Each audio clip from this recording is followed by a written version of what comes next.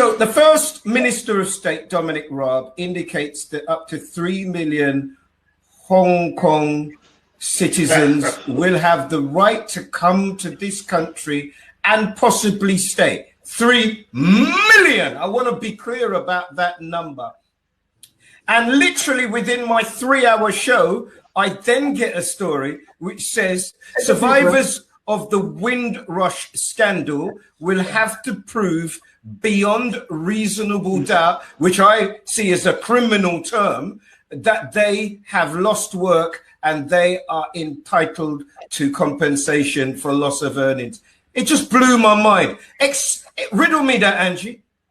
You know, I think it's a slap in the face. I mean, that's the only way I can describe it, that we are seen as people that do not need any kind of respect at all, even with evidence. You have evidence, right, that we have gone through this scandal. You have seen what you've done to us. You have had cases, you're reporting on it. You've apologized for it. You have said you're going to give compensation. And now we've got to prove unreasonable doubt that this is a case that they will pay compensation for. I have to say this. You see those people in government, they are the lowest form of demons working this country. No, they really are. It's a different type of wicked. I mean, what more do you want? People lost their families to go back to the Caribbean. They couldn't say goodbye. Some people have died over there. We saw the documentary the other day with where Patrick Robinson played the story, and that's just one story. This would be in limbo.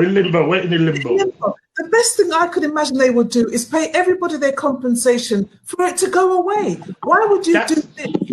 To highlight it, to bring it back again, to say we're still going to treat you like you're the lowest form of people. That's really evil. And when they're talking about Black Lives Matter, they don't want to understand it. This is really where Black Lives Matter comes up again. Angie, what you've got to understand is this is the slap in the face that we've been having throughout for centuries. Yeah. China, and Eddie always said it's about the economics. It's about the economics of China. If you can invite 3 million people to come, there'll be no visas required. There'll be no questions asked. And in the middle, because they got a plan. In the middle of what's going on with Windrush, you don't see no irony in there, no connection, no way anybody would be insulted by this. It shows you where we stand. So you know when everybody's talking about the don't spend a penny on the 7th, right? Don't spend a penny.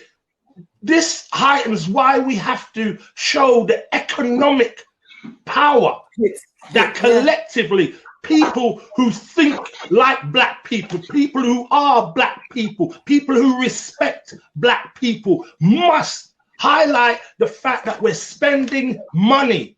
Appreciate it, because that's all they're responding to. You think they want Chinese in there? They don't want them, but they want their money. And you've got to remember, China owns most of England. China and Russia own most of them big buildings that nobody could afford to run in England, right? You've got to remember, it's about the money. So don't go spending your money on things with people who don't respect you, have no connection with you, right?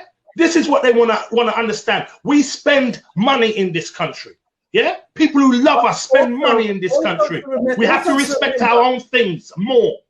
There's a plan of action. You know, you don't just bring 3 million people in and waiver the visa and say, that's just because we're being nice. You've got a plan in this country to build up the country, to do something in this country. Don't think London West End ain't shutting down for a reason. We've got to be very clear and understand that there is something else happening.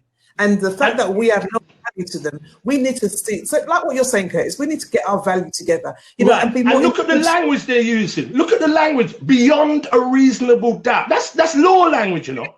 That's criminal language. That's language they use to define us.